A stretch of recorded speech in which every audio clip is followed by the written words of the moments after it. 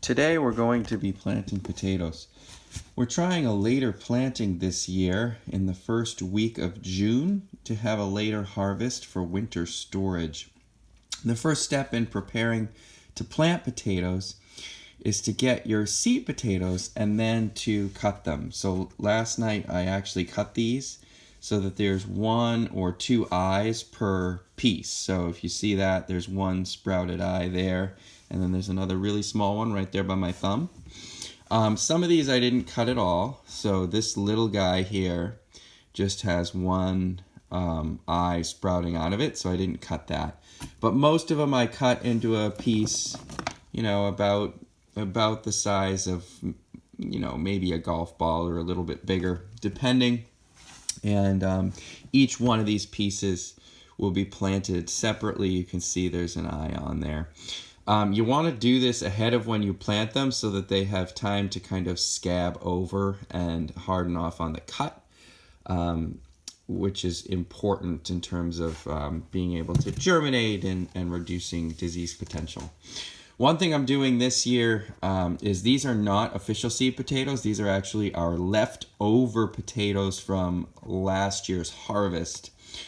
So technically these are not certified to be disease-free or anything like that. So there is some risk that if there was disease in my plants last year that I'm going to be introducing that this year. But we didn't notice any disease. The only issue we had last year was with the potato beetle, which was minor, and then the potato leafhopper, which was more significant. So we're going to use these to plant this year. So we are going to plant potatoes right in here. I have the Troy-Bilt Rototiller out. This was already rototilled with the tractor, but we're going to go over it with the Troy-Bilt just to make sure everything's really broken up. And then we're going to be using the Furrower attachment right there. We'll mount that on the back to make the furrows to plant the potatoes in. And before you use that, you really have to have the soil really loosened up, which is why I'm going to till it with the Troy-Bilt first. This is a horse model, and this is actually a 1986 horse tiller. It's only 6 horsepower. The modern equivalent that you can buy today is virtually the same thing, just an 8 horsepower version. And this is a really, really phenomenal rugged machine. So we'll go ahead and get it started and begin tilling. So just a couple tidbits about how this tiller works. The tines aren't engaged all the time. We have an engagement lever here, and so if I slide this, now that PTO is engaged, so the tines will spin when you put it in gear. This big lever here is called the forward neutral reverse lever. Basically, this is the shift. You pull it down and it goes into forward gear. This other lever is just fast and slow wheel speed. This lever here sets the depth. So today I'm actually going to set the depth all the way down in order to do the tilling. So that's our depth setting. And so I'll adjust that and we'll get started. So now I'll shift it into gear and you'll see that we move.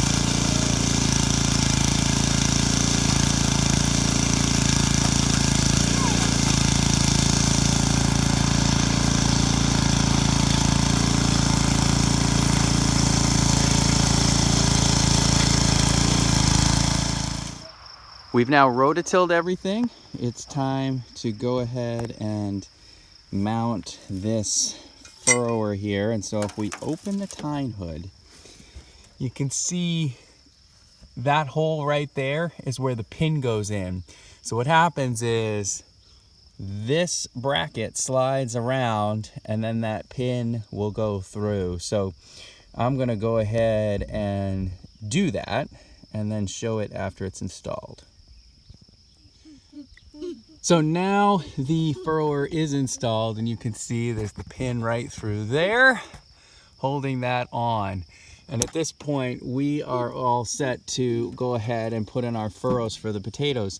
I am again going to set the depth at full depth, and I'm going to do this in slow gear, even though it is somewhat recommended to do it in fast gear, but I find I can control the tiller better in slow gear. You just have to lift up a little bit. So we're going to go ahead and I'm going to put in 2 furrows, one going down and one coming back. And that might be too much, but I don't want to do not enough. So we'll see how far the potatoes actually go when we start planting.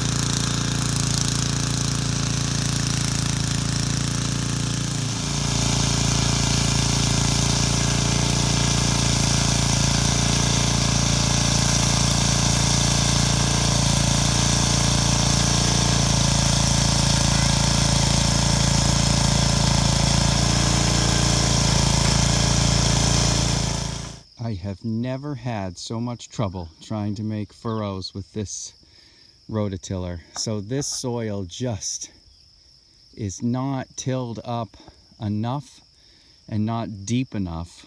And I don't know how to really get it there because I've been over it multiple times with the tractor, and I've been over it twice with the Troy-Bilt even before trying to tackle this. And at this point, I just don't want to spend much more time on it, so we're going to have to make do with this. These rows are not straight. Usually this Troy-Bilt tracks beautifully straight, but there's still too much clumps from the sod that are picking it up, forcing it off path, causing it not to dig deep because they're backing up at the tine gearbox.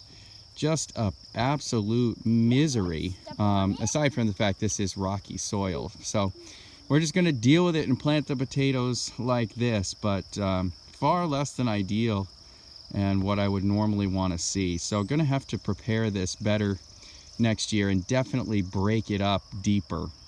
And I think pulling the plow through it is going to be the answer there. All right, are we ready to plant? Yeah, we are. All right, so what we're going to do is we're going to take our pieces of potato. We're going to set them right in the row, and boys, we're going to space them about 1 foot apart. All right, about 1 foot apart. Okay, those are all right on the spacing. Let's see. Mine. This one's a little bit far. Let's pull it back a little bit. All right. This is a big part. Yeah, you got to set it in. I'm setting Go ahead and set it in. This one's cut in half. I set it in. All right, but you got to space them, right?